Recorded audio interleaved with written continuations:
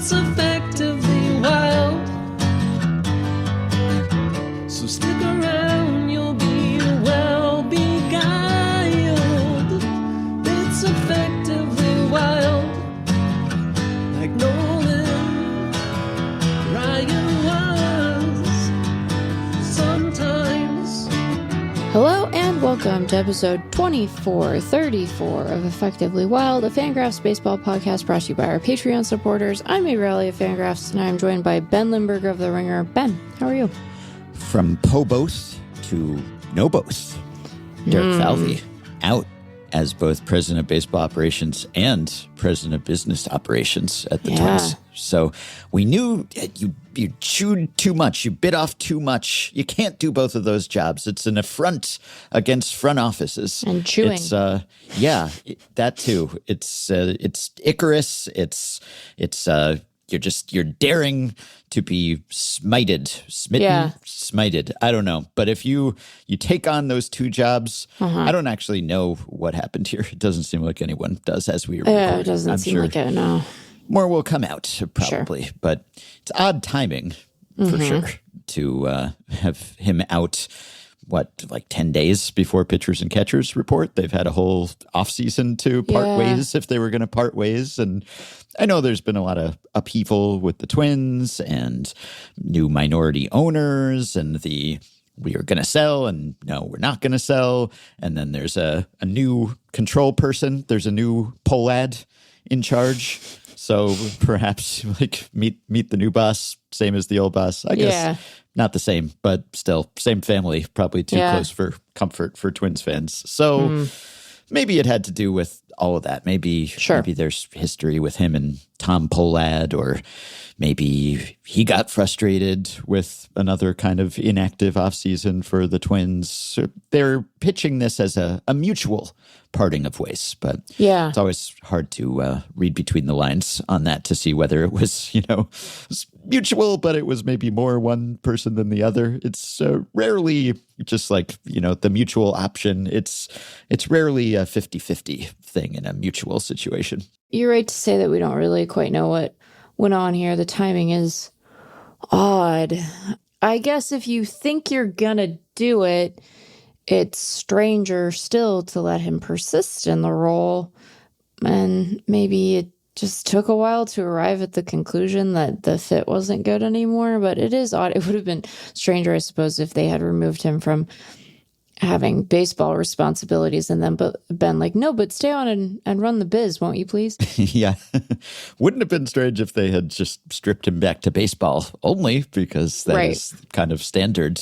But I don't know, maybe he was stretched trying to do both of those jobs and it had some impact. It's really hard to assess the Twins' whole situation over the past few years, or to blame the front office for what just seems like ownership just not really wanting to invest in this team. And then they went through the whole trade deadline sell-off and breaking down the bullpen and everything last year. And that was something that was probably to some extent payroll mandated, and they haven't had a whole lot of resources to work with there. So. Yeah, they're in an odd spot, just I think organizationally right now. You always are a little hesitant to speculate because there does tend to be reporting that emerges about these things and gives some amount of clarity to what went on and why the decision was what it was, when it was, and what have you. But a weird one. And since you're a multi-sport knower now, you might also know, Ben, that the Minnesota Vikings also got rid of their GM today. So, I saw that. And in fact, Falvey was informed of that firing in the middle of his Zoom exit interview with the media. That's so weird.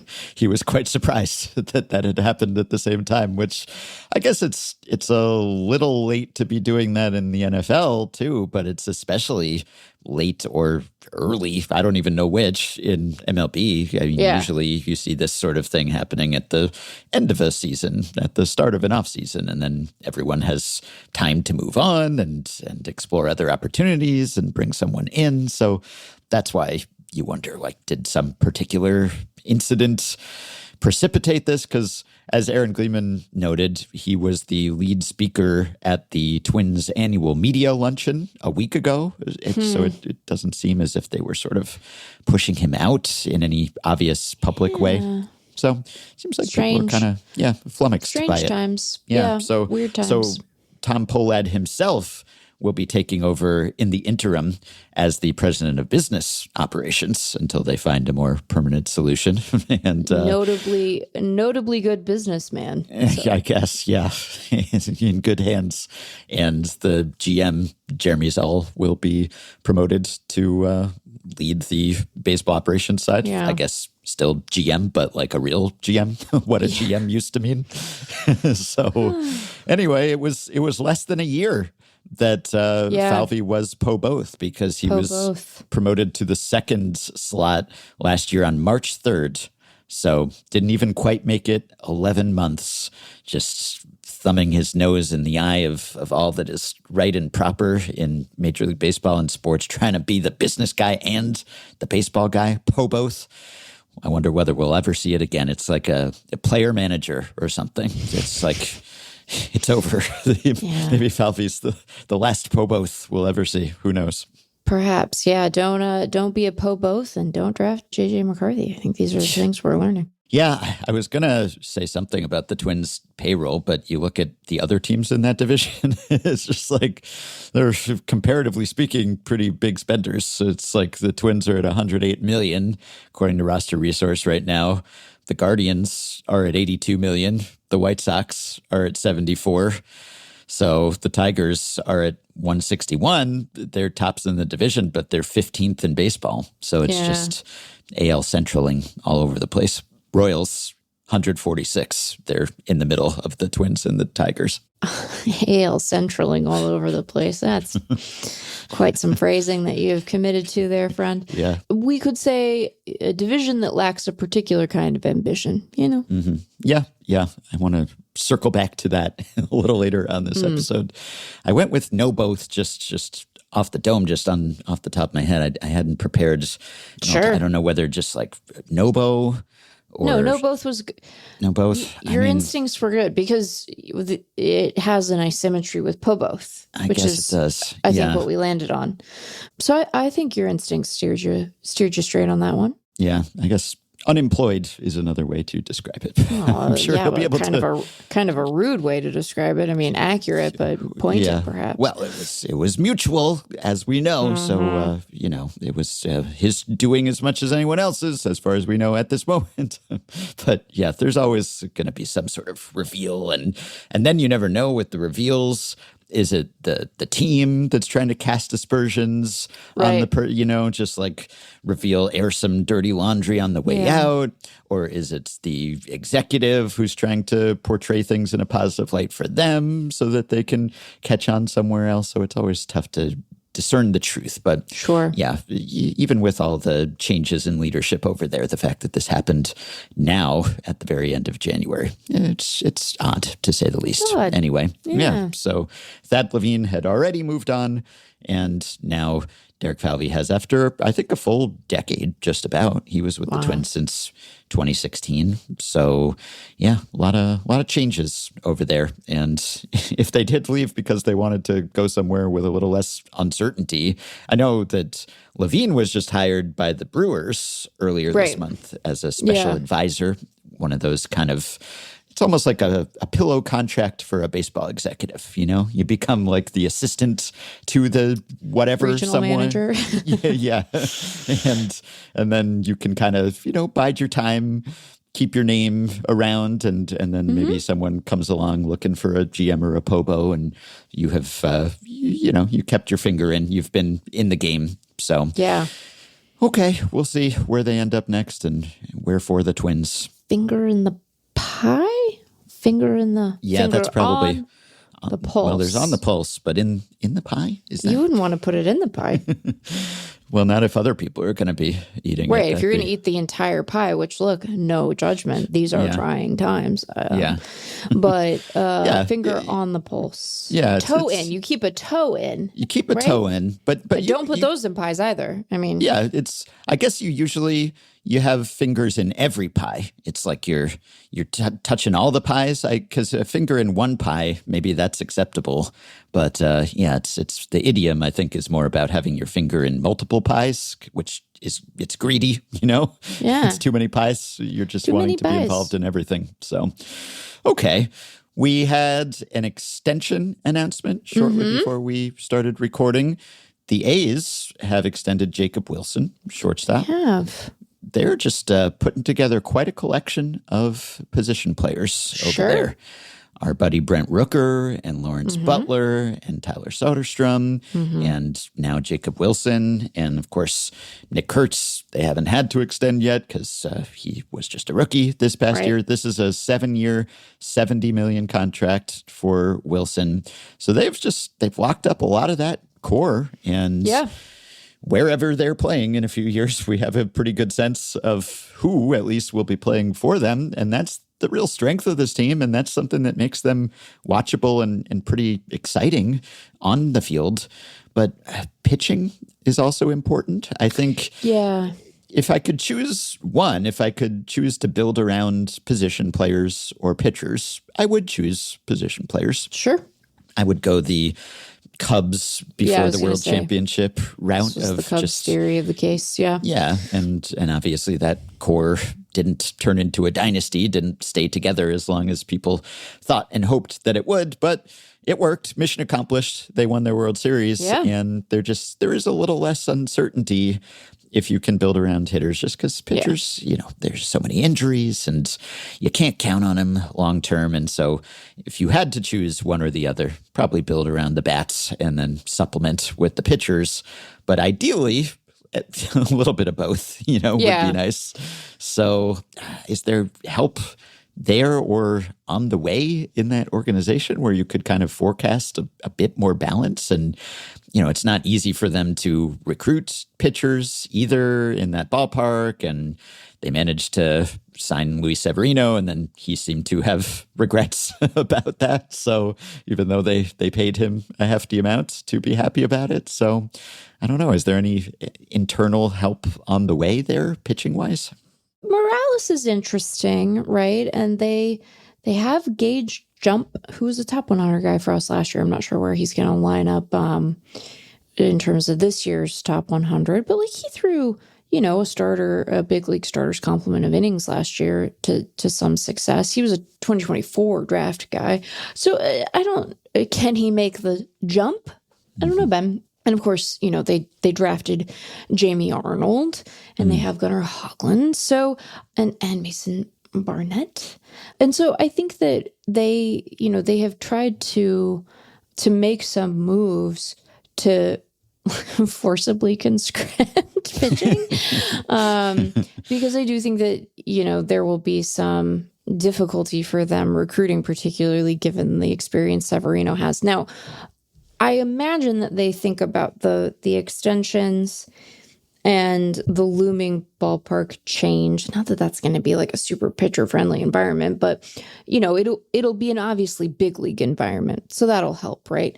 And some of the maturation for the young pitchers they have internally is sort of all sitting together. And I think, if they anticipate there being a boost to their attendance and sort of the excitement when they move to Vegas, which does sound farther along than we maybe sometimes give it credit for from a construction perspective, it'll be very nice for them to get there and be like, well, we have cost certainty around a lot of the position player pieces here, right? One of the things that free agency extensions do is get you a discount, and for a team like the Athletics, one that is probably meaningful. But also one of the things that they do is give you cost certainty.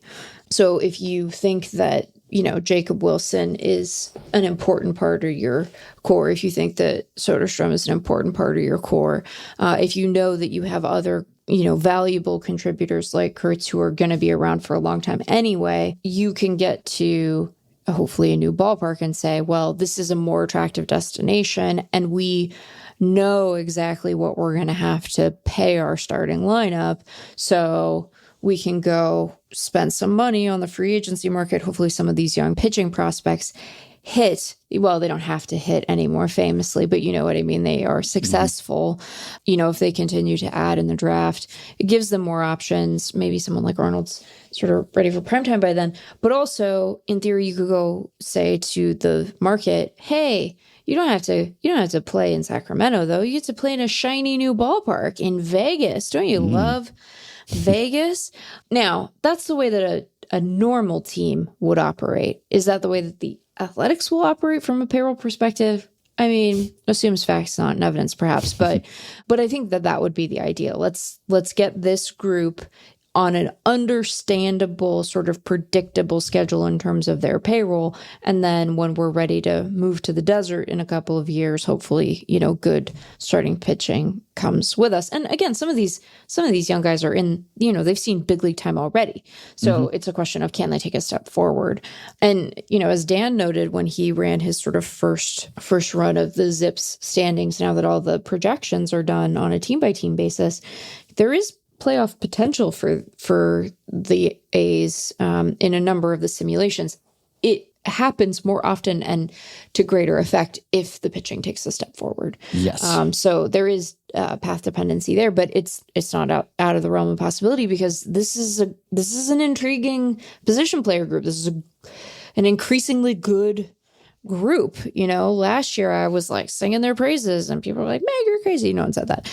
They said other things about me. They mostly pertained to the Dodgers. But I think that like being able to have that be like your contrarian pick, when you're trying to have at least one or two zags when you're making your predictions, that's going to be hard to do. I think that that the A's will be sort of a fashionable dark horse candidate, which isn't to say that like they're all the way there, but it's like, if you could kind of squint and see it, So yeah, this might come up later too. But yeah, there aren't that many dark horses, teams that have not been good that you can kind of talk yourself into making the playoffs this year, and they would be one of them, even if it's a little improbable because of the pitching. But here's what I'm talking about when I say that they're lopsided. So last year, they were 13th in position player WAR. Yeah. Smack dab in the middle of the Astros and the Padres. So very respectable. Yeah, playoff caliber position players. That's one team that made the playoffs and one team that was very, very close to making the playoffs and had a ton of injuries along the way. So that was okay. But then the pitching, they were 27th. And that's less good. Only the Rockies, Angels, and Nationals had less valuable pitchers than the A's. That's not a great trio. Seems bad, yeah. It's good to be better than that trio, but they were barely better than that trio and worse than everyone else. And that has not changed this winter, because I'm looking at the team depth charts now, which incorporate Zips and Steamer, presumably. Yep. And this is just WAR, but WAR-wise, they project to be the 12th most valuable collection of position players. And they are between the Diamondbacks and Padres, two teams that certainly have playoff aspirations. They are above the Phillies. They're above the Tigers. They're above the Brewers. They're above the Red Sox. My God. And the Rangers and the Guardians. So they're very much playoff caliber when it comes to how the bats stack up. But the pitching, the news is no better. They have the fourth worst projection pitching-wise, better than only the Rockies, the Nationals, the Cardinals, and no, that's it. Because I said fourth worst. I was and like, that was wait, 3 teams. how's that going to math out? Yeah, so again, those are teams. It's such a dichotomy, because if I sort by bat on this page, then the A's are grouped with all these potential playoff teams. And if I sort by pit, there's no pit on the field. There are no pitchers on the field for the A's. If I sort by pit, then they are with the projected cellar dwellers and teams that have no hope. So it's quite a disparity. It's interesting too, because like they moved pitching at the deadline to go get DeVries. So like they are interested in some amount of consolidation here, right? Like it suggests that there might be room for them, if they so choose, to like do like consolidation trades and try to bring in pitching that way. It sort of depends on how close and how important they think those guys are going to be for them ultimately. But I don't think you like move Mason Miller to go get Leo DeVries to then like flip him again. That seems like an unlikely thing. So it's just, it'll be interesting to see kind of what direction they go here. But I do think that they have some options, you know, like they are still constrained by their own unwillingness to spend money. And I think, you know, they made their own bed as it pertains to having to play in Sacramento. So I'm not trying to like be overly sympathetic to this here, but I do think that that is a legitimate impediment to their ability to sign like quality free agents. Like how long does Framber Valdez have to be unsigned before even a big contract from, I still always want to say Oakland, you know, I really do. I still always want to default to that where I'm like, I've said A's a lot. I've said Athletics a lot. Let's pick a third thing. No, I'm sure a lot of A's fans or former A's fans also want to say feels Oakland. Like feels like I'm rubbing it in and I'm not trying to, but you know, I do think that they have like this legitimate constraint that is making it difficult for them to bob and weave in that space, even if, you know, ownership woke up tomorrow and were like, actually, I'd like to give you $50 million more to spend. I don't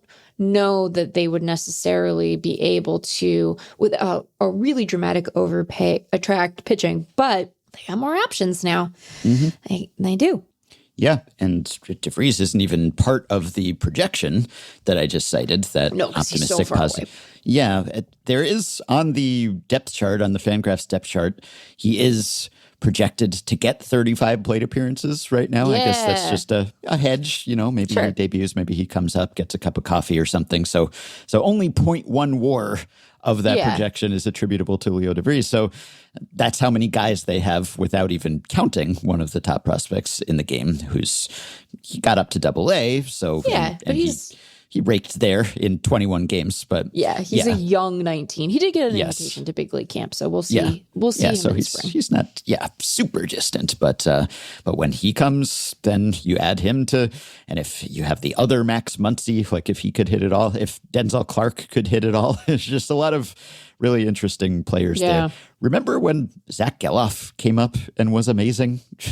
For like he's still 300 hurt, right? plate appearances. Yeah, and he hurt and also just wasn't good in 2024 and wasn't good last year when he was playing. But yeah, I imagine if he had continued to be as good as he looked in that first extremely nice 69 games in 2023. But turns out don't even need Zach Geloff to be good, maybe, because they have all these other guys. Anyway, it's an enviable collection of hitting talents. So if they could just balance it out a little bit. And of course, there's always the option to trade, and you could balance things out that way. But then you're robbing poor Peter to pay Paul. And if you could keep that group of hitters together, but also develop some pitchers or sign some, even better. So I will be watching their career with great interest. I guess we shall see where they go. Okay. I will be engaged with professional baseball. Okay. We talked the other day. I remember, I don't know what the context was, but we were talking about pillow contracts and whether the sort of contracts that we've seen lately qualify as pillows, because I rejected that suggestion. I was uncomfortable with the idea that it's a pillow unless it's a 1-year deal. And so Zach Kreiser over at the Bandwagon, he wrote about the history of this type of contract structure that we seem to be seeing more and more these days. And he drew the distinction between pillow and what he is coining. He's labeling it a trampoline contract. So it's because it's sort of a springboard, I guess. I mean, now, if Jeff Sullivan, if he were here, he would say a trampoline contract is be very careful. Stay away. Definitely, like you don't want to get anywhere near a trampoline. In this case, the trampoline is actually pretty good for these players because it gives them some security and safety, unlike an actual trampoline, which is just a death machine, or they can then use it to sort of propel themselves back into the market. I guess that's what Zach is getting at, that they can bounce back immediately and test the market again because they have an opt-out after a year or two. So I like the pillow versus trampoline distinction. Maybe we can adopt that. I think when I brought this up the other day, I cited the Adrian Beltre contract with the Red Sox as the classic pillow, the pillow contract, Yes. and the one that I think Boris even kind of coined the term for that one. I think that's but right. what Zach reminded me about in the bandwagon here, I did not recall that although that was a one-year deal, it was a one-year deal with a player option, which had different salaries based on playing time incentives. And so, as Zach writes, for all intents and purposes, it was a 2-year deal with an opt-out, a trampoline deal. So he's actually reframing my understanding of what I thought was just the classic prototypical pillow contract. God. He's saying it was masquerading as a pillow contract. It was a trampoline all along. Yeah. So maybe it's just the different terminology. Maybe if that deal were signed today, it wouldn't be a 1-year deal with a player option. It would be a 2-year deal with an opt-out or something. And then we know what happened next. And it led to history and the Hall of Fame and his great second act with the Rangers or whatever act he was on. But he was trying to pin down the first of these. And according to his research, the first kind of classic trampoline deal example he could come up with was J.D. Drew, who ahead of the 2005 season, signed a 5-year deal with the Dodgers, but it included an opt-out after year 2, which he then exercised, and he went to the Red Sox. And J.D. Drew was a Scott Boras client, as was Beltre. So it's really, when we talk about Boras, we talk about his puns all the time, but the thing that just still charms me about Boris's punning and hackneyed as it is, just he is such a power broker in baseball. And so the fact that that's what he does with his platform. I mean, that's not all he does with his platform, but that he uses his platform, parlays that into just this really kind of cringeworthy stand-up routine a couple times every offseason. It just delights me because he is such a mover and a shaker. And this is another illustration of that he really has put his stamp on free agency and on the way that contracts are structured. And, you know, there's a whole history of him finding loopholes and exploiting them. And he's very clever. He's pretty good at the whole agenting thing, I think. Yeah. It's safe to say, not a small sample when we're talking about Scott Boras. Yeah. So this was him, I guess, kind of innovating in contract structure. And that's more than 20 years ago that Drew signed that deal. But as Zach documented, it has become increasingly common in the past several years. And he identified the winter of 2018 to 19 as something that may have sparked this increase in opt-outs, because that was the winter when Machado and Harper were free agents forever, and Craig Kimbrell and Dallas Keuchel sat out the first half of the season or so because of the qualifying offer. And that was when the Dodgers tried to sign Bryce Harper on a Kyle Tucker-esque deal and didn't succeed that time. But then after that, there was Nick Castellanos, who had a trampoline contract with the Reds, and then the Trevor Bauer deal with the Dodgers. And then the following offseason, a bunch of guys, 7 of the top 25 free agents, as ranked by MLB Trade Rumors, had trampolines. Carlos Correa, who had an unusual situation, of course, but Javier Baez, should have stayed away from trampolines, Carlos. I Could have know. gone better for you. With that ankle, yeah. And then it was Sean Manaea did a couple after that. And then, of course, Bellinger and Blake Snell and Matt Chapman. And last winter, 8 of the MLB Trade Rumors top 25 went for trampoline deals, as Zach classified them, including Bregman and Alonso. So this is happening more and more. And here's some interesting math that Zach did. He sort of stat blasted the trampoline contract and found that, in a way, maybe it's much ado about nothing. Not much ado about nothing, but ado. It kind of just, it equalizes, like it comes out in the wash more or less. So here's what he found. He says, I averaged the expectations and reality of the 25 trampoline deals we've seen resolve themselves since 2020, looking at the MLB Trade Rumors projections for the contract size, that is, the actual contract signed and the contract that followed if an opt-out was used or leveraged for an extension. So the initial projected average deal for these guys was 4.8 years and $104.9 million. And then the initial deals they actually got 3 years, so almost 2 years fewer than the projection, and 68 million, so almost 40 million less. And then the total money then was, if you add in the resulting deal as well, whatever they signed when they trampolined back into the market, they ended up getting, on the whole, 4.3 years and 104.2 compared to the projection, which was 4.8 and 104.9. So almost exactly dead on. And then he looked at it in terms of the total expenditure resulting from those completed deals, which was 2.5 billion. And then the projected total expenditure on the initial deals from MLB Trade Rumors, 2.5 billion. It's like 3 million apart in total. And that's not accounting for deferred money or inflation or whatever. But it's basically exactly the same. So these guys who in many cases have had to settle or have decided to settle for the trampoline contract, if you account for what they get then and then what they get when they then re-enter the market, it works out exactly the way that it was projected to. So in that sense, the math just kind of works out just as projected.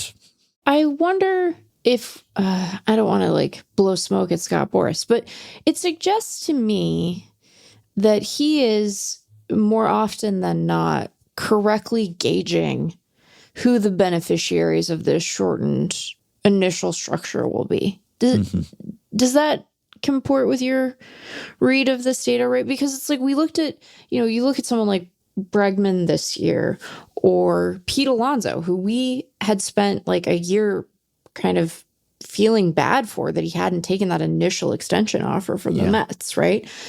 And you look at Matt Chapman, like all of these guys. And Snell kind of end up making good in the end. Now, I imagine some amount of that is good luck on their part, right? That they stay healthy, that they don't have a year of underperformance or whatever. But like if you're a free agent, I don't know that like that shortened contract is necessarily feeling so much like settling, right? Because it's like you can look at the market and be like, well, I don't know, Bellinger got his, right? Like ultimately it worked out for Bregman. Like it ended up being fine for Matt Chapman. I'm sure that you would prefer the longer locked in amount, but this is kind of gone okay for these guys. And I do wonder if, some of this is at least the ones who are Boras clients kind of ultimately ending up getting kind of good advice, right? That they properly gauged that they would have an opportunity to re-enter the market and then sort of make good in the way that they wanted to. I don't know. I find that interesting because it's like,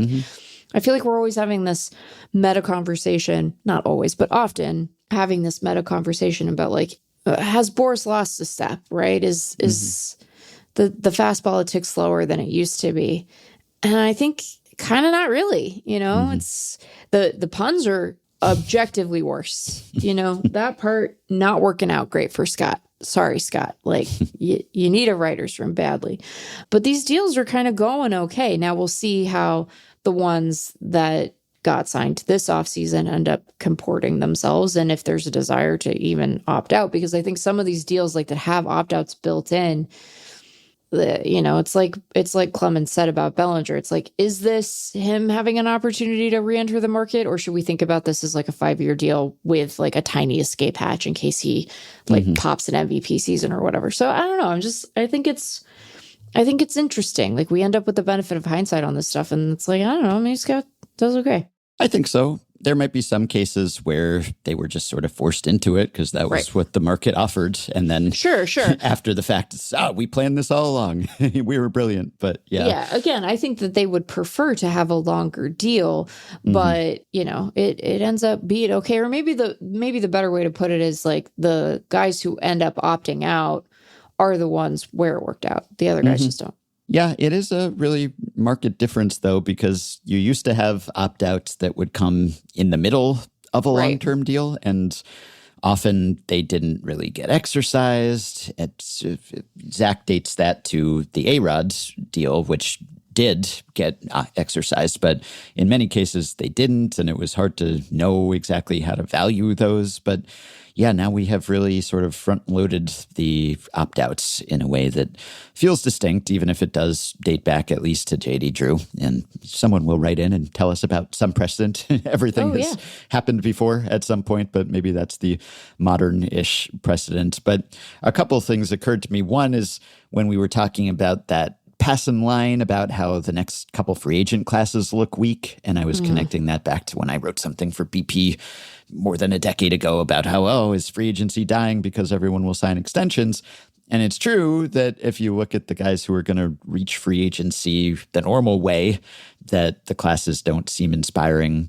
But they could get stronger because some guys break out and really raise their stock in the interim. They could get weaker because some guys who are projected to be free agents won't end up being them because they will sign extensions themselves or they'll get hurt or something. But also, if we have this arrangement where guys are sort of serial free agents, just repeat free agents because they keep testing the market and then coming right back. So maybe next year's class looks kind of weak, but then Bo Bichette could be back on it and Michael King could be back on it. And maybe Tatsuya Imai has a good debut year and he's back on there. And then it'll be time for Bellinger and Tucker to come around again if they want. Or, it's like Bregman and Alonso just did that. So maybe we can't exactly write those guys off when you're looking ahead to future free agent classes. You really have to remember to scan all of the opt-outs because that could dramatically change things. And so, it could just be, it also, I guess it gives you some flexibility. So maybe your skill set in a particular market, maybe it's something that's affecting the market as a whole.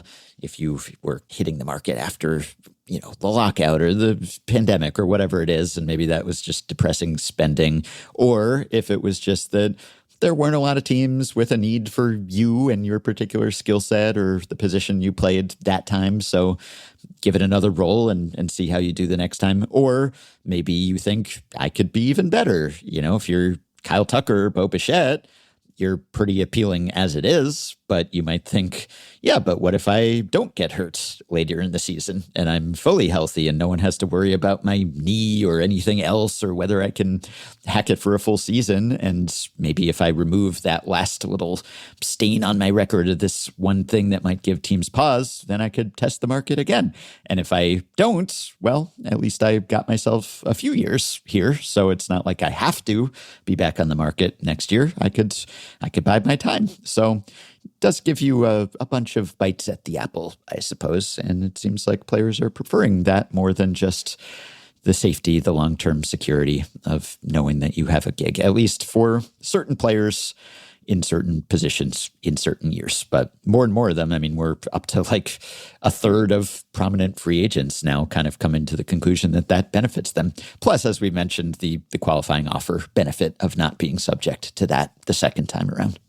I do wonder, though, if part of the calculus, so you're in an interesting spot for the guys who had a qualifying offer and have an opt-out. And I do wonder if the guys who have an opt-out after 1 year next year, if the teams are sort of looking at that like they're probably going to not exercise that because they'll be worried about the lockout. Do you think that there's I do wonder how that piece of it is factoring into the payroll calculus for clubs. I don't know. It's just and that's specific perhaps to this market. And I imagine this is a structure that's going to persist past this year, obviously. But I do wonder about that as a wrinkle, or the guys who have it after the second year, who may or may, I guess they're going to know whether or not they played that year. That's the thing about time. You can remember the stuff that happened before. But it is just how that opt-out decision plays next offseason is going to be fascinating because they'll have to make that choice before, as we've discussed, you'll have to make that choice before December 1st, which is when the agreement expires. So I don't know, Ben. Yeah. The other thing, I think Zach touched on this too, but from a fan perspective, I think on the one hand, okay, so we know that teams like this because they get to avoid the back end. Hey, it's another meaning of back end that we can apply at the back end of the contract where the player is old and declining and you're sort of locked into that deal that you signed when they were young and in their prime. And for a long time, it was, okay, well, they'll front load the production and we'll get more than our money's worth in the first few years. And then on the back side of that deal, then we'll sort of pay the piper. But if you can avoid that, it seems like teams are pretty happy to pay a premium in the short term, even in some cases a super premium because they're over a competitive balance tax threshold, if they can then avoid paying that player until they're 39 or whatever it is. But from a fan perspective, I wonder whether there's a downside in that you can't quite get attached to a player. If you're a Mets fan, sure, are you really going to form an affinity for a bond with, say, Bo Bichette? And is there any part of you that's conflicted? Because the better they do, well, that's good. You want to root for your players to do well because it helps your team do well. But the better they do, the more likely you are to lose them.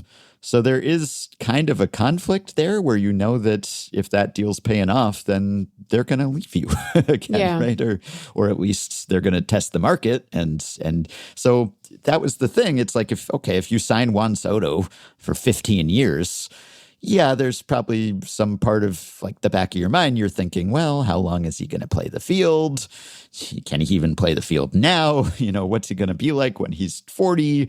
But that's also kind of not your problem. It's not your money as a fan. It's only your problem in the sense that it might preclude your team from doing something. And if your team is owned by Steve Cohen, then that might not even apply. I was just going to say, like, if you're ranking the potential concerns of the fan bases that have guys signed to these deals, I would put the Mets at the bottom because your ability, whether it ends up being true or not, to talk yourself into the idea that, well, Uncle Steve will just give him a new offer, pretty high, Yeah, and it's so far down the road you can think, that's a problem for the 2030s, like we won't have to. We'll reap the rewards right now. We'll stress about the sowing later. Worry about for the 15-year guy. Worry about it later. For the on and option guy, don't worry. You can. What I'm saying is you can talk yourself into not having to worry at all because you can just be like, hey. Right. Uncle Steve will just blow Bo away. You should all be embarrassed about the Uncle Steve stuff. I want to continue to say that because it's important that we it's true, keep our eye on the prize here, Yeah, it's a little, I don't know, paternalistic or what's the avunculistic? I don't know. Anyway. Avunculistic. I don't think avunculistic is a word, but now I want it to be one. But I don't want it to apply to Steve Cohen, so I'm in a bind. I feel like I spent all my Friday energy on Wednesday. I'm trying to locate it mid-episode, and I'm working on it. I want you to know I also hear me sounding kind of down, and I don't feel down especially, so I'm going to try to be up for the rest of the way here. I reverse the sowing and the reaping. You do the sowing first, and then the reaping comes. And maybe the reaping is bad if you sign someone to a 15-year deal. But yeah, it's not quite as much your problem, and also it's a problem for another day. Yeah. But the opt-out coming after a year or two, that is sort of your problem as a fan because I might lose this guy, and the better he plays, the more I will be happy we have him, but the likelier it is that we won't have him for very long. So you can't really count on anything, of course, in the game. Like, anyone could get traded, anyone could get hurt, things happen. But when someone is a free agent or has an opportunity to be a free agent, and when the odds of them testing free agency increase with their performance, then there's got to be a little bit of a conflicted feeling there. Whereas if you sign someone to a 10-year deal and they come out of the gate just crushing and raking, it's like, and we have this guy for so long, Whereas it could just end up being a 1-year deal and you might miss them even more. So I don't know. I think that does sort of affect the fan experience because you look at all the moves that the Mets have made this offseason, and it's a new look team, as we covered last time, but it also might not be a look that lasts for that long because Freddie Peralta, Luis Roberts, Bo Bichette, like these guys are going to be back on the market sometime soon if they don't sign extensions or something. Yeah. Again, I think that if you're a Mets fan, and I don't think this is like cope or whatever, I think you can probably reasonably talk yourself into a couple of those guys being on the roster in 2027, assuming we play baseball. because not all of them will opt out. Some of them will just end up signing new contracts, and it'll be okay. I think like encouraging Mets fans to be optimistic. It's dangerous. Yeah, it's dangerous, but also like try something new. And I also think that Mets fans, they're probably tired of hearing about it. About the Metsing, and that's fine. You're in a different era. Let you define your own era. It could be different. It's pretty to think so, at least. So the thing I want to ask you about is which team's inactivity has frustrated you most this offseason? Because we talked last time about how news has been slow lately. And I've seen some other people remarking on that or producing pieces to that effect. Baseball Prospectus did a piece the other day about 6 teams putting the off in off season. And Joe Sheehan had an edition of his newsletter where he listed some of the teams that have not been busy. And The Athletic did a tier of teams that are trying and not trying. So I guess it's only natural when we're lamenting the lack of moves lately. And granted, most of the moves have been made. So that's why they're not being made now. They were made previously. But there's still some moves to make that are not being made. And there are some teams that just kind of never got off the mat this winter. So, some of them, maybe it's a little less frustrating just because they're so bad and hopeless that it's just like a lost cause regardless. If they were to acquire someone, it wouldn't change their short-term fortunes in an appreciable way. But which teams maybe stand out to you? And we can talk about which ones stand out to me too, as just like, do something. Why didn't they do something? They seem to be in a position to have done something and they didn't. I've been thinking about this question since that piece ran at BP. I thought that their collection was a well thought out one, although some of this I think has to do with what are your expectations relative to what they have done, right? So I didn't expect the Guardians to do anything during the off season. To say they've done nothing is wrong. They extended Jose Ramirez and they've made some bullpen moves, but it's been a pretty quiet couple of months for them. But then again, I expected them to have a quiet couple of months, right? I didn't really expect much of the Reds because I so rarely do. I think that the Tigers are pretty high on this list for me.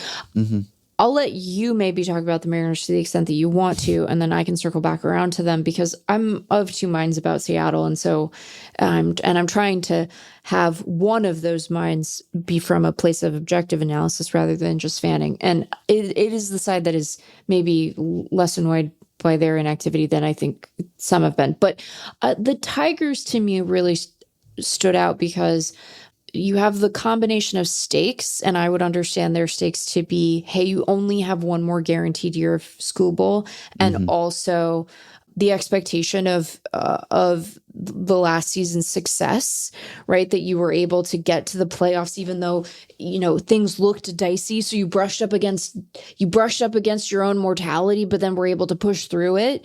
And also you don't know for sure you're going to have school bowl for that much longer because it seems like you're not going to spend big money. So I found their offseason to be a little puzzling because they're not a bad team and they were obviously a playoff team, but I think they are a team that could stand to be upgraded in a couple of spots, and they've opted not to do that. And I find that disappointing because, how long are you going to be good? Well, for sure, maybe only 1 year more. And that's not to say they haven't done nothing, but what they've done has been sort of underwhelming relative to what I would like them to do. I think they would probably say, hey, Meg, you dope. Don't you remember we play in the AL Central? Haven't you just talked about the diminished expectations and the lack of ambition? And to that, I would say, sure, but think about how much you could seem like you're being ambitious with just a little bit more. And I'm sorry, it does take a little bit more than like Kenley Jansen, or Drew Anderson, or they've made moves that I think are not bad from reinforcing the bullpen perspective, but like have a little bit more ambition. Yeah, Like that's pretty much it. They reinforced the bullpen. They re-signed Kyle Finnegan. Right. Yeah, they re-signed Gleyber Torres. But Right. it's not a lot. But then it's not a lot. And so I think I would put the Tigers high on that list. They have the combination of stakes and also opportunity to be just a little bit more ambitious, having a tremendous benefit within the context of the Central. So I think Detroit is pretty high on my list. I don't know that I need to say all that much more about my frustration with the Baltimore's approach to their rotation, but I'll just reiterate that despite the moves they've made, I got to get one more, you guys. You still could use one more. You still could use a dude. Go get it. I said the other day, just like sign Fromber and be done with it. Right. And MLB Trade Rumors did a poll, a survey of its readers. Who do you think will sign Fromber? And the Orioles were number one by a lot. It was like 30% of the respondents said Orioles, and no one else was above 10% or something. Fromber's market is strange, perplexing. I don't know whether it has anything to do with the character concern stuff that we talked about last year with like the maybe intentional, possibly cross up of his catcher or what, or whether it's just other stuff, or there's always going to be someone who's like the last prominent free agent out there. But yeah, that just makes so much sense if the Orioles would just sign him, Astros connections, former Astros connections, just go get that done. And if things go wrong for you in the season, then no one will really fault you because you kind of did what everyone demanded that you do finally. So yeah, but I'm with you on the Tigers. And if anything could have illustrated for them that they do have more work to do, it was the way last season ended. Right. I mean, I know that they ultimately triumphed over the Guardians in the wild card series, but the fact that they were like second place in the Central, I mean, that they were overtaken by the Guardians, that could have been a wake-up call. Like, hey, you've got some good players here, but this is not exactly a powerhouse, and you have Tarek Skubal for maybe just one more year, so make the most of that. So yeah, go get someone. So that has been a good one. I don't think there's any statute of limitations that expires on being frustrated with the Ohio teams. I'm with you on, well, what did you expect? So it's not surprising, but if you could still be disappointed. If you're not disappointed, you could still disapprove. It's just, especially if you're going to sign Ramirez and sort of semi-restructure the next few years of his deal, which was described as a way for maybe them to have a little more spending room, well, then do that. Just spend, like, I don't know, just get an outfielder for once. Yeah. Like sign a Harrison Bader or something. I mean, I know you have DeLauder coming in, but it's just, it's year after year after year. And so it's the opposite of surprising. It's completely predictable, but that just makes it all the more frustrating. And I know, you hope that Bazana will come up and contribute and that his walk rate will survive the promotion. And they've got those young guys, I know, and yes, they're perennially close to contention or in the playoffs, and they do manage to just keep coming up with pitchers. So all credit to them and their developmental acumen and their front office for making it work one way or another. But it's the classic, as you say, playing on hard mode, where just like one major signing every now and then would just really put you over the top potentially. And there are always so many obvious places for them to upgrade. There's always some clear positional need where if you just plugged in just like even an average player or something and not have to try to figure it out on the fly, like they really were not a good hitting team at all last year. And you could project some improvement from holdovers and rookies and everything, but just go get a bat. It shouldn't be an impossible ask. So year in and year out, it's the same with them. And the Reds just have, as usual, not given us much reason to talk about them this winter. So can you blame us for ignoring the Reds? What are we supposed to talk about with the Reds? They've done so little this winter. I'm looking at the handy dandy offseason tracker at Roster Resource, and man, it is filter out the minor league contracts, and there's just JJ Bleday. I like it's Pierce Johnson. I mean, hey. Rock Burke. Come on, just get me a little excited. They squeaked into the playoffs just barely and didn't last long there, and that was nice that they made it back, but. Have some ambitions here, do something to convince Ellie that he might want to stick around, aside from paying the man, which you will also have to do, but also do something to reassure him that this is going to be a competitive team for the rest of his career. So, yeah, very, very deflating offseason for that franchise. You're not excited about being able to say Brock. Rock Burke. Yeah. Brock. How do you feel about the Mariners offseason, Ben? Well, it started well, and then it was kind of over, I guess, almost before it began. So retaining Naylor, that was nice. Yeah. And trading for Ferrer, I think that was a good pickup. If, you're not going to really have room for Harry Ford, I get that. And then Ref Snyder comes in, and then I guess that was it. That was pretty much a wrap. So I'm more forgiving of that just because I do think the Mariners are good. Yeah. And so, yes, obviously a team in their position where it's not as if you can move from not making the playoffs forever to taking the playoffs for granted, but they do seem like clearly the best team in that division. And they have, I guess you could say they did some work during last year, and they brought in Naylor, and then they kept him, and that was a good fit for them.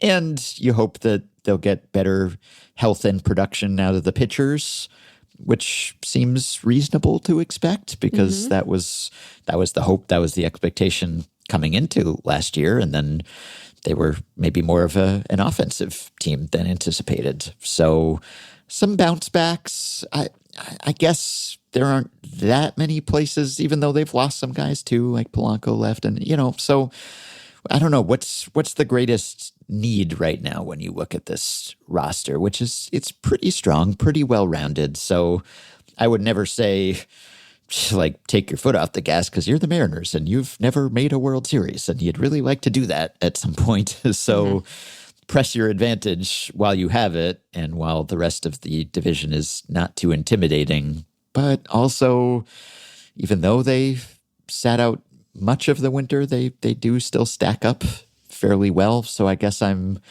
a little less up in arms about the Mariners because they have a lot of arms. They do.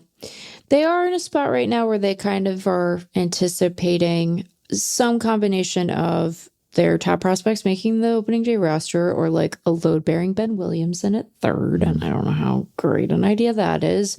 Yeah. Great fielder. Yeah. Not sure that guy can hit a lick, but the glove is legitimately quite special. So he has big league utility, I think. But Gino's still out there. Gino is still out there.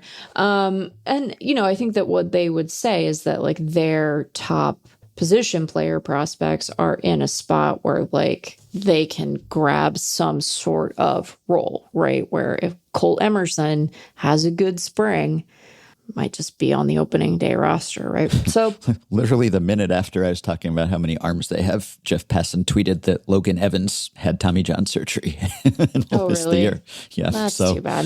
One arm down. One arm down. Yeah, you started with Logan, and I was about to be like, you are being awful casual about the really bad news you're about to deliver to me, unadulterated on mic, but Evans instead of Gilbert is, sorry, Logan Evans, a trade I will take. Ben, you just scared me so bad. Still feel like my level's low. Not my mic level, just like my level. But whew, I was like, that's one way to get me going in the app. Oh, poor Logan Evans. That's too bad. Anyway, if I'm going to accuse the Centrals collectively of a lack of ambition. I could say the same thing of the AL West, which is like, hey, some of you need to like perk up a little bit. And if you're the Rangers, you're like, well, Meg, we traded for Mackenzie Gore. And I'm like, sure, but like, you're projecting kind of mid right now. The East has been so active and busy. And then there are teams, like that I think have legitimately been trying to be busier than they've been and just have been outbid or bamboozled in some way by their own expectations. Like, I think the Phillies really wanted Bo Bichette and they didn't get him, So there's that. The Dodgers could be busier. No, I'm kidding. Yeah, I would put the Pirates in this class because the bar is set so low for the Pirates that I guess this does look like an active offseason for them. Sure.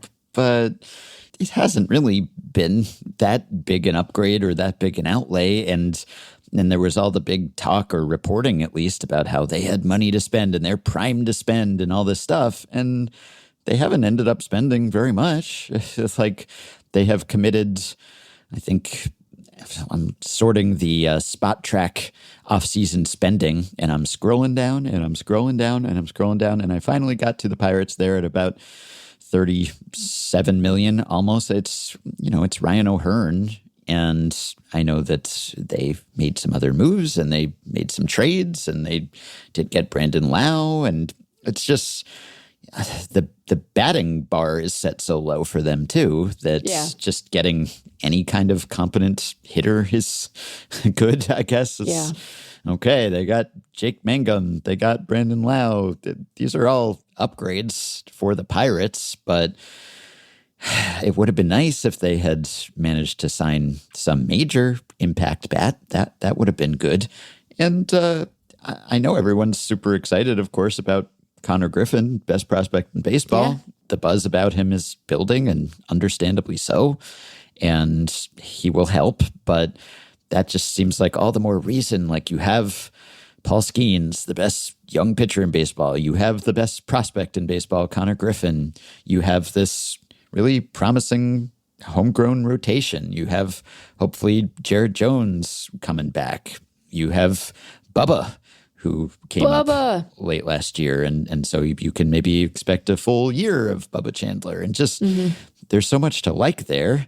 And the pitching was pretty impressive already. And just like one major move for a bat. And yes, I know that they would have to persuade someone to sign there too. And maybe some players would be understandably reluctant about playing there long term or even signing a trampoline contract there. But if they would do that, if Bob Nutting would not nut and would just pull out all the stops and say, I'm going to pay through the nose to get whoever named top free agent who signed some deal with an opt-out or something.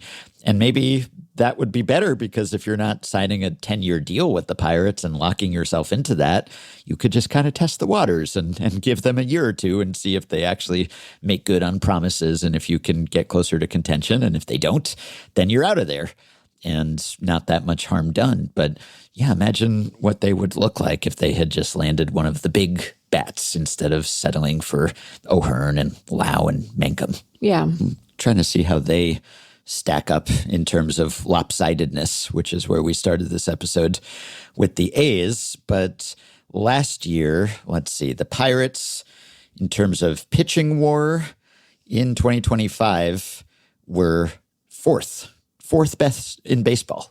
So it's maybe even more extreme and lopsided, because fourth best pitching team by FanGraphs WAR, and batting 28th, better than only the Rockies and the White Sox. So, man, the Rockies, dude, how well, yeah, they're going to be at the bottom of every possible leaderboard, seemingly, but depending on which way you sort it. But yeah, so they're, in terms of projections for 2026, let's see how they stack up pitching wise. Pirates, we got Red Sox, Dodgers, Phillies, Tigers, Braves, Mariners, Blue Jays, Reds, Pirates.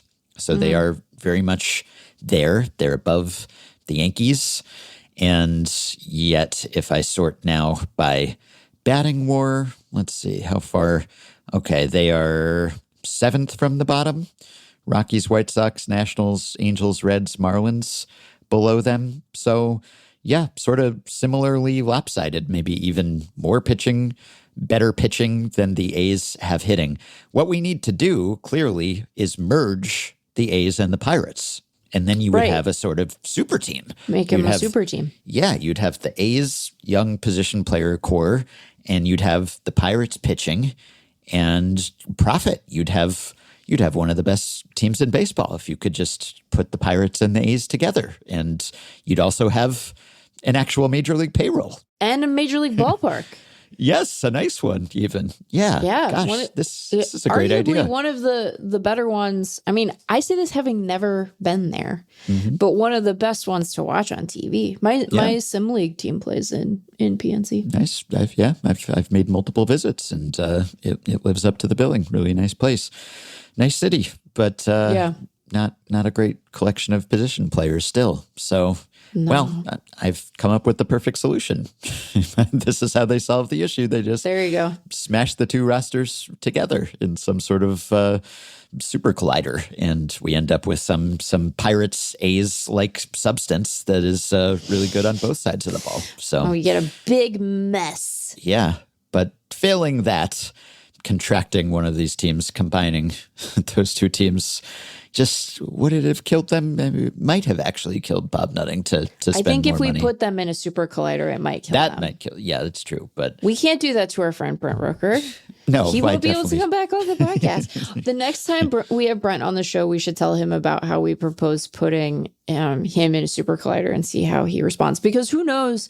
He started with like weather Twitter, and he could end up down some like physics rabbit hole, and he might be like, honestly, I'll do it for science. Or he might say to his agent, don't book me on that show again. Maybe, yeah. Yeah, he's an intellectually curious sort. Yeah, so, I agree.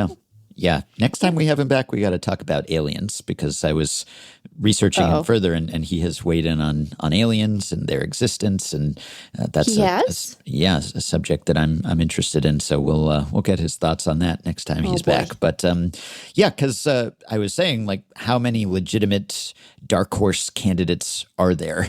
And to be a dark horse candidate, you have to be good enough that it's not that big a surprise if it actually works. So you're not like the out of nowhere team. Right. You're such a surprise team. I always say pedantically that like if everyone picked you to be a surprise team, then you're not then a surprise really team. Yeah, it's kind of like with the Jose Ramirez most underrated player in baseball, but everyone thinks that. Is it still true in that case? So how many teams actually fit that bill for you? Like weren't good, didn't make the playoffs, but you think they have a legitimate chance? I'd probably put the A's and the Pirates in that category without even combining them in the super collider. But who else, really? Even absent an experiment that no university would allow, that would not get through internal review. Oh, this is a good question. And I do think my definition around it is not yet as fully realized or particular as yours. But I think I feel about the term dark horse the way that you maybe feel about breakouts, where we're being a little too loosey-goosey with dark horse as a way of describing clubs, because we are often, I feel like I see it applied to teams that are like 2 wins away from the postseason in the year before. I'm like, that's not a dark horse team. That's a you'd be better served describing them as an also ran than a dark horse, What are my dark horse teams? Here for me is the team that I think is a dark horse, and maybe I'm defying my own. No, I think I'm right. Here's our Friday energy. I think the Marlins are my dark horse team for 2026. Yeah, I was going to mention them. But see, if you're going to mention it, then it's just too, maybe it's too obvious. I wasn't going to mention them with conviction, though. Yeah. Oh, okay. As long as it's a weak dark horse, it's like one of those ones that like needs more hay. Yeah. It's almost an invisible horse. It's like just blending into. An invisible horse? That's not a. But then doesn't that? Yeah, we'll stipulate that anything could happen. That any team that I don't think the Rockies. I don't think that to call them a dark horse, they actually have to be like. You don't have to be like a dark colored horse to be a Right. Yeah. No, it's just What a is the figure of etymology speech. of dark horse? I hope it's nothing terrible. I see. This is always the danger. You're like, what does that mean? And then you're like, a guy with calipers came up with it. And you're like, no, not again. So many of you who genocide. Gosh darn it! Stop it! Put those away. They have no place in a civilized society. Get out of here with those. Wikipedia says the term began as horse racing parlance for a racehorse that is unknown to gamblers and thus difficult to establish betting odds for. Okay. I That don't seems know fine.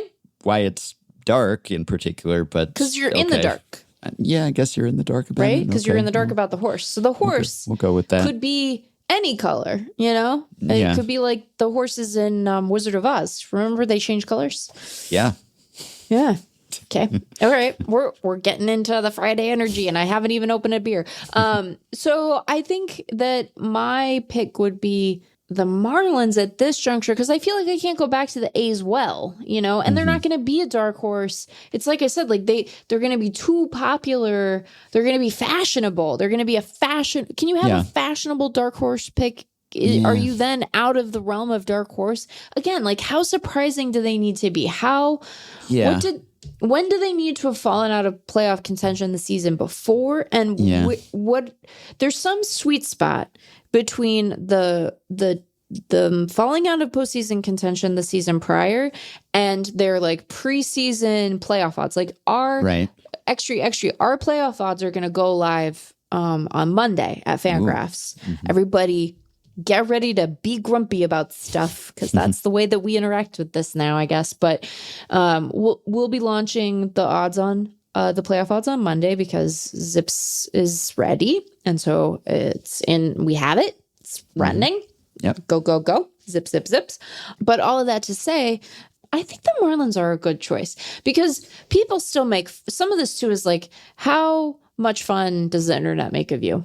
You know, you have to be made fun of at least some. I made fun of the Marlins a couple weeks ago. I was like, the East is a psyop and also the Marlins are there.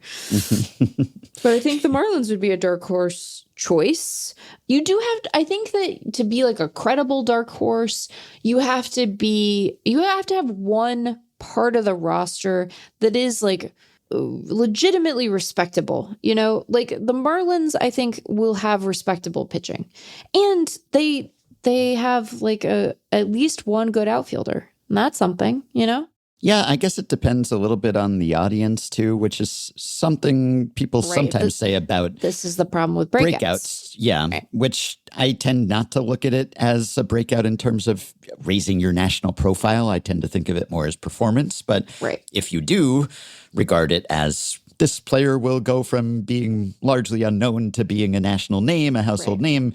Okay, but for a dark horse, I think it depends on the audience as well, because we lead this episode talking about, oh, look at all these interesting position players the A's have. And your average couldn't name a single one of them. Exactly, right. They couldn't even name good friend of the show, Brent Rooker. And probably not. Yes. So not good. He's been an all-star. Two-time all-star. Yeah. So I think it depends on just reading the room, really. Like for many people, the A's might be a dark horse because they haven't thought of them and they don't know who is on them and they haven't made the playoffs in a while. And it might be a surprise to your casual follower of the sport or someone who's not plugged in the way that, of course, all Effectively Wild listeners are. And so they're quite plugged in. Yeah. So it might be a surprise. Great names on the Marlins, man. There are a lot of really good names on the Marlins. Jacob Marcy is one of my, I feel like I should be saying it in a spooky way every time I say Jacob Marcy's name.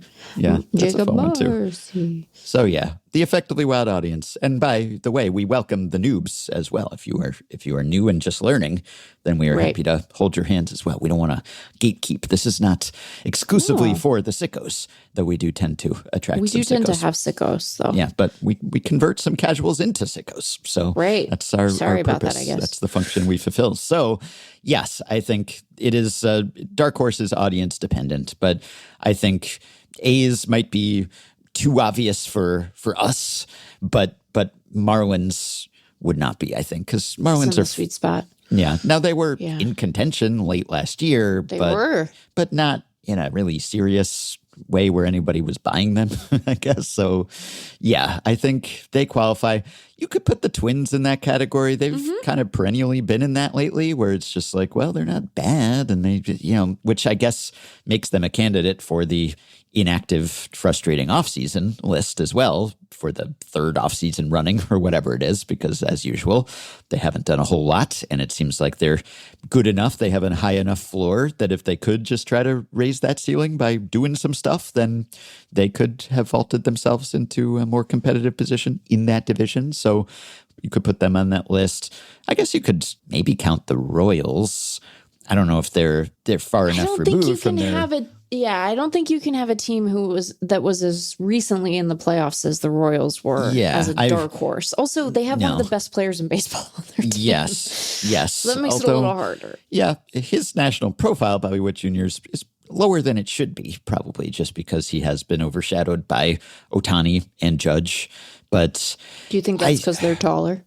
Not exclusively, but partly. But yeah, I meant that more in terms of their offseason, which has been, and they've had some aggressive years lately, but this offseason has not been especially busy or active for them. They made the Isaac Collins trade. There are a couple minor moves, but not a lot of big additions there. And I've also mentioned my just frustration, or just it's like the soporific offseason that the Giants have had. Just, kind of okay pickups, but nothing that changes their outlook from the stubbornly 500 team that they have been for the past few years. So I might group them into that category. Not that I think they conceivably could have really we're taking down the Dodgers this year, but at least to make themselves a more realistic wild card candidate, I think they could have done more, maybe. And I don't know if they count as dark horse either, because they've been close-ish. Could you talk yourself into the Rays? I don't know that I could really. Obviously, it's just a meat grinder of a division, and so they're the one team that really hasn't gotten better, hasn't gone for it. They've made many moves, but putting them in particle accelerators, super gliders, putting them in meat grinders, just smashing bodies together in all sorts of grisly ways. Yeah. So I don't know. I guess it wouldn't shock me if they pulled some sort of raise. They had some sort of raise trick up their sleeve and managed to be better than expected and projected. But unless we count the Twins, just because that franchise has just been kind of moribund lately. I think you can count them because they're in an interesting spot where there is a fairly large gap between the popular perception of the team and the way that they are projected. They don't project terribly. They project respectably. And they play in the Central. So, But I do think that, the understanding of them, in large part because of how aggressively they moved guys at the deadline last year. So it's not like an unearned perception. They are thought to be, I think, certainly worse than they're projected to be. And I think worse than they are. This is... they have, if we're thinking about dark horse by the loose definition we're starting to build here, which is that you have to have at least one legitimately respectable unit on your team. I think that rotation is they had some guys. They got some guys in that group, and I don't dislike that bullpen. I will never remember which Rogers it is. Did you see me post about this the other day? I'm never confident. I think that I double check that in pieces more than almost anything else. Also, how people spell minuscule. They always get that wrong. Oh, yes. Yeah. Yeah. It's Taylor the twin, and Tyler's in Toronto. They're both twins. Well, yes. But the twin, who is also a team twin. Yeah, but that's that Taylor. Doesn't help me. That is a useless way for me to remember. It's true. For you to say Taylor the twin. They're both twins, Beth. Maybe you can remember Taylor Toronto. No, Toronto. Tyler's in Toronto. No, now I've screwed it up. Get it right. I'm never ever gonna get it right. I think they could oblige. Now, obviously, visually, when you're watching them, should get a tattoo on their face.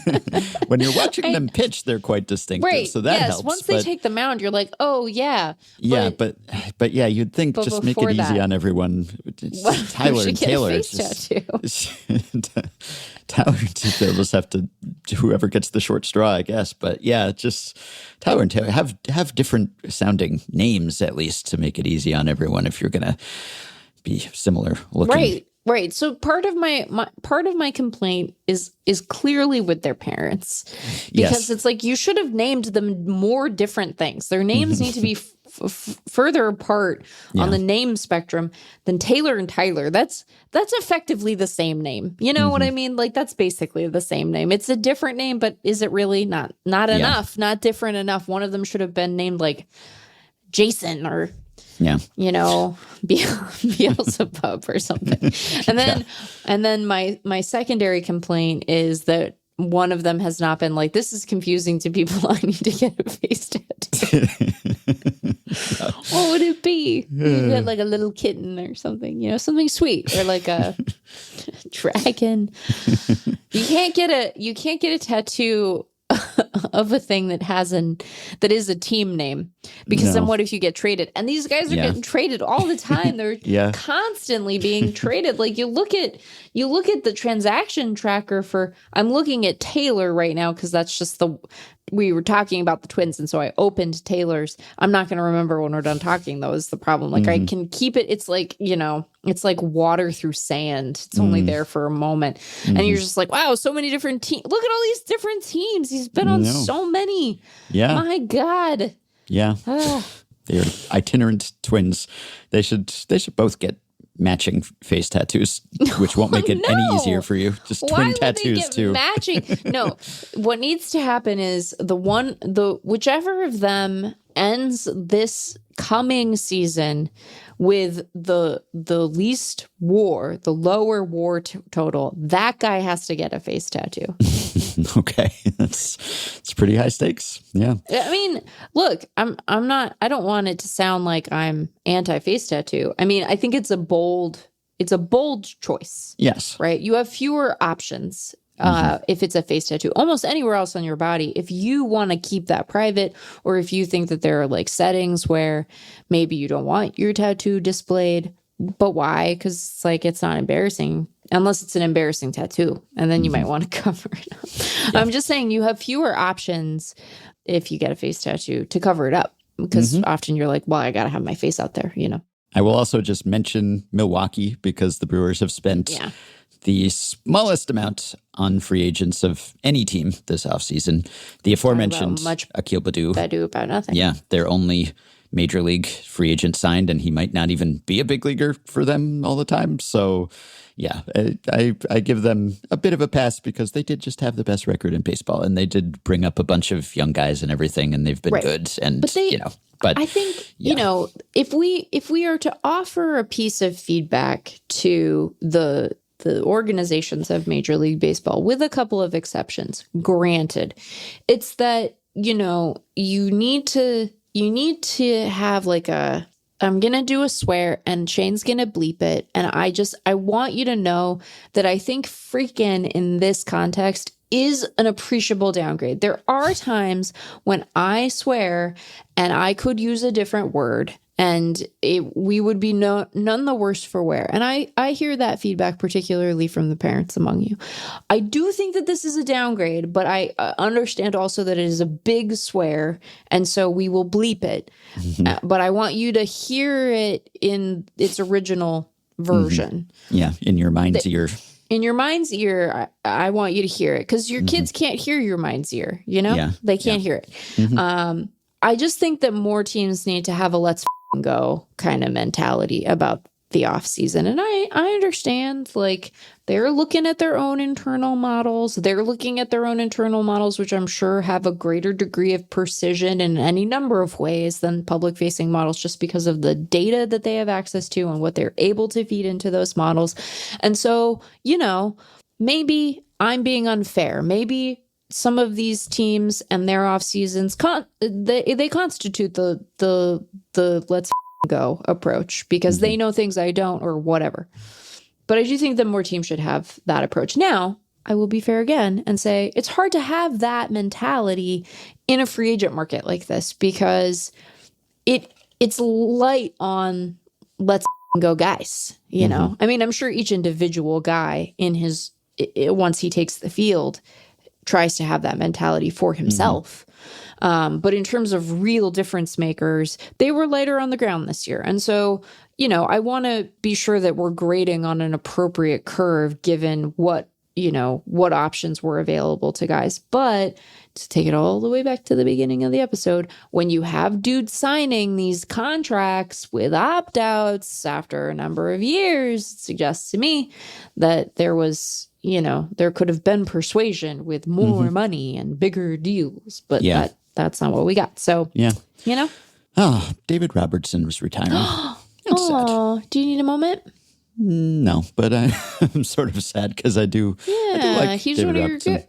your guys. Big David Robertson appreciator. Yeah, really, just one of the most effective, mostly non-closer reliever. I mean, you know, he had several years where he was a closer, but really, really excellent career. Really, he's up there in terms of career WAR among just, you know, primarily setup man guys, and yeah, it was really quite effective almost up until the end. And I guess maybe like the last guy who sort of dated from my fan era, because he came up with the Yankees at the tail end of my still, you know, really rooting for them in the way that I did as a kid. So I have some fondness for him. And one of the first players I interviewed as well around that time when I was with Yankees Magazine as an intern in the publications department for the Yankees. So yeah, happy trails. D-Rob, I will miss you. Had quite a ride. Okay. Yeah. All right, so I will just end here by reading a couple of the responses we got to our Lord of the Rings discussion. Yes. We got extensive responses to this, which was probably predictable. First of all, Mulder Batflip, Patreon supporter in our Discord group, pointed out that we could have said bag end of the bullpen. We're talking about back end, and then we pivot to loader. I think. Wonderful. Yeah, I think he wrote that before he even got to the Lord of the Rings part of the podcast, and so even more appropriate. But that's one of those, you know, that's an episode title that got away. I wish I had gone in that direction.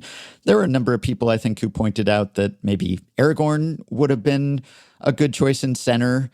You know, Strider, right? He covers a lot of ground. Sure. And that maybe Legolas could have been a good shortstop given his incredible reactions and coordination and everything. Yep. A number of people pointed out, because I suggested that maybe an Ent, maybe Treebeard would be an asset on the mound, just with the downhill plane and the height and everything. But pitch clock violations, obvious issue. If you have to have an Entmoot every time to decide which pitch you want to throw, like you're not going to get any pitches off in 15 seconds. So that's a big impediment, I think. Plus, I would imagine that Ents would reject PitchCom as a technology. I think that they would feel very uncomfortable with that. Yeah, they're kind of old school. Yeah. And so we got one good response from some scholars wrote in, and some citations from the books. And I know that the question specified that this was the movie versions of the characters, but I like this email from William, who cited some good literature. So first, William makes the case that he should be on the mound because he throws heat literally. And he's quoting here from Chapter 6 of The Hobbit. He gathered the huge pine cones from the branches of his tree. Then he set one alight with bright blue fire and threw it whizzing down among the circle of the wolves. It struck one on the back, and immediately his shaggy coat caught fire, and he was leaping to and fro, yelping horribly. Then another came, and another, one in blue flames, one in red, one in green. They burst on the ground in the middle of the circle and went off in colored sparks and smoke. A specially large one hit the chief wolf on the nose, and he leaped in the air 10 feet and then rushed round and round the circle, biting and snapping even at the other wolves in his anger and fright. So, yeah, he throws gas. He's like a flamethrower. Not only the accuracy on display there, but also the pyrotechnics, if that's even allowed. Yeah, not a bad one. And also, similarly, for hobbits, they've got good arms and they've got good accuracy. So this is from the prologue of Fellowship. Though slow to quarrel, and for sport killing nothing that lived, they were doughty at bay, and at need could still handle arms. So hobbits pitching, potentially. And I think some people also suggested, good two-way players. Like, we didn't really consider the batting order or that aspect of things, but obviously the size, strike zone, we're into Eddie Goodell territory there. Tough to throw strikes to those guys. So I think that's something to consider here. Also, Aragorn, the Strider point, his range, pretty legendary. This is from Two Towers. Wide wonder came into Eomer's eyes. Strider is too poor a name, son of Arathorn, he said. Wingfoot, I name you. This deed of the three friends should be sung in many a hall. 40 leagues and 5 you have measured, ere the fourth day is ended. Hardy is the race of Elendil. So, yeah, he can cover a lot of ground. And, I guess canonically in the books, like, Aragorn, these guys are big, because they're just like descendants of Numenor, and Aragorn's like 6'6", and Boromir's big too, and Legolas too. Like, we were going with movie versions, but these guys, they have some height. But William suggests maybe Boromir at first base because he's going to have some range, big guy over there. He could have some reach. And, I guess a lot of good things to consider here, really. And Bilbo was a great stone thrower too. So it's really sort of a Hobbit thing. So I think those are some pretty good points, even though we were explicitly considering the movie versions of these characters. Yeah. There's real potential in the actual source material that we were not incorporating into our decisions here. Yeah. Yes. And people were musing about, well, what if you can use the one ring? And by the way, I think I offhand I made some remark because we were talking about the arms and Frodo and the ring in Mount Doom. Of course, he did not throw the ring into Mount Doom. I guess he had an assist, though, but you got to give Gollum some credit for that one. But yes, like, if he's allowed to use the ring, like if he can go invisible, right? You had people in the Patreon Discord group wondering about the allowability of that. Is that legal? Would you allow an invisible player? Which no, I mean, seems like the obvious answer to that is no. Yeah, I don't think you could. Now, if it were, again, like the mutant situation that we were talking about, then that's one thing. But we got a Patreon email from Matthew who said, would you allow a player who's invisible? I guess everyone would be confused about the strike zone for such a player. Yeah, that's a problem. Yeah, might be an effective pitcher, Matthew says, although maybe not if the batter can catch the spin of the ball significantly earlier, potentially even before the ball is released. Would be great at pickoff outs. They could use PitchCom to call for a pickoff play, and no one else would even know until the pitcher turns toward the base. But any kind of call, I mean, like tag plays, force plays, like you can't see them at all. And if you did replay review, they wouldn't appear on the tape. And so you couldn't confirm that they were ever safe. And the strike zone would be a huge issue as well. So if it's something inherent to you, if it is a mutant game, then maybe you have to make some accommodation. But if it's just that you have been seduced by the call of the ring and you're putting it on yourself, then that is cheating, which we also talked about last time. Okay, I have a question. When mutants are able to go invisible, does it affect their clothes, or do they have to get naked to be invisible? Because if they have to be naked to be invisible, well, I think you have a reasonable accommodation. They just have to wear their uniform. Yes, if the uniform doesn't disappear, that you still can't see the appendages, but it would help for some things, right? Yeah, but you're right. In the movie, at least, Frodo's clothes disappear too. Like the ring covers the clothing. Makes you invisible.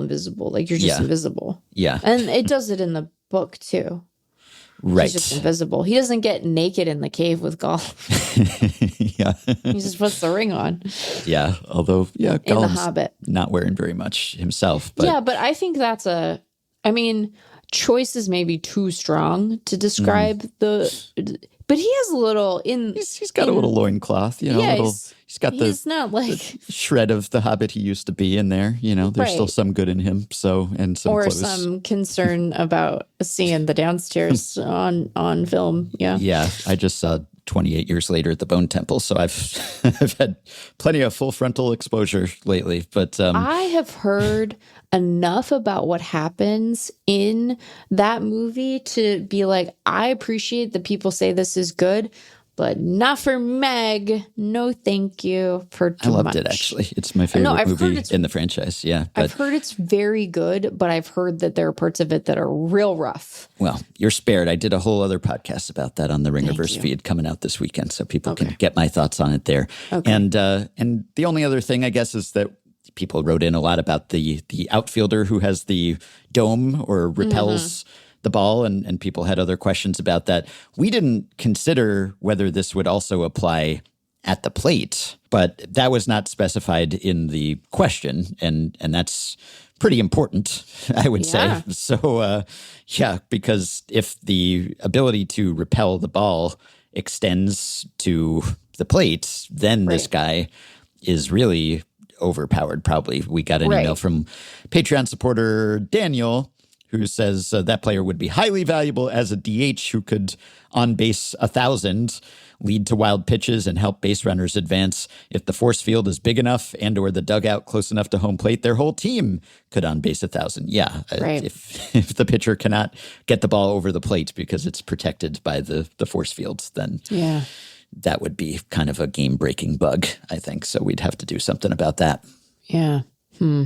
But that was also not in evidence. I think that would have been specified in the question. We were just considering the defensive ramifications. I think that was the important thing. Yeah, I think that's right.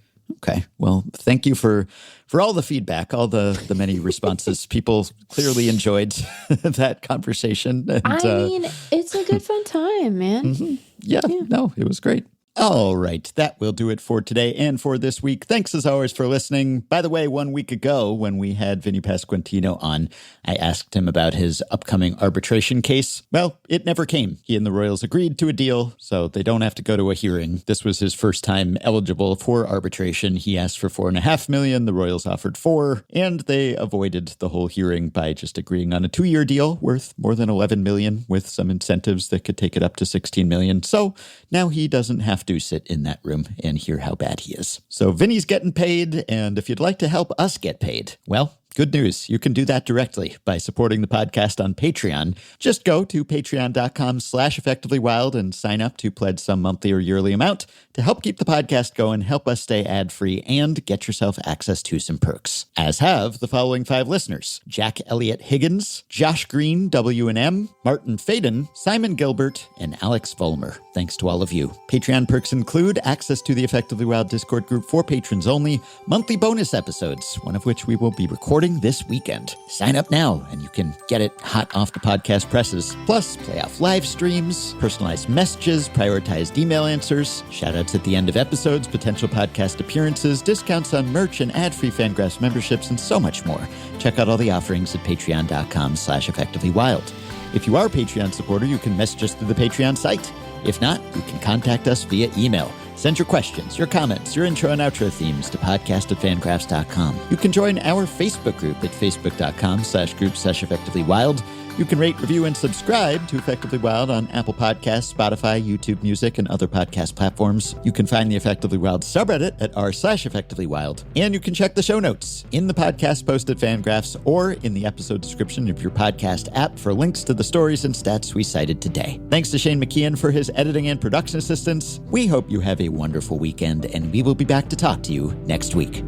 Effectively Wild. It's the only show I need. Hosted by Lindbergh and Meg Rowley. I wanna hear about Shohei